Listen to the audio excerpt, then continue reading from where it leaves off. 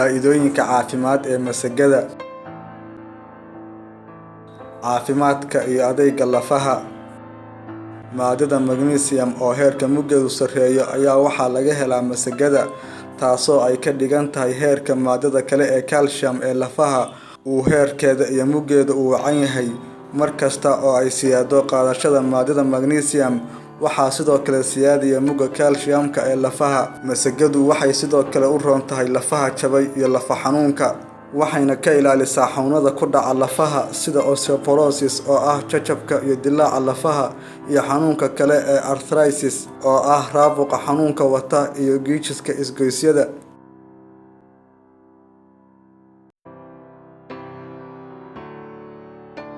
Kontaroolka sonkorta.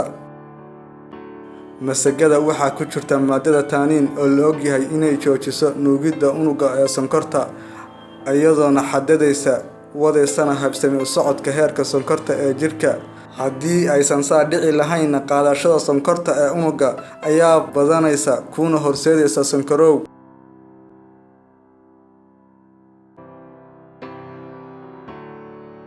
Ka hortagga kansarka.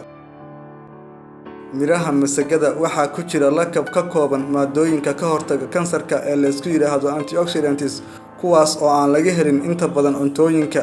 Cunista badan ee masagada waxay aad u yareynaysaa fursado badan oo uu xanuunka kansarka ku iman karo.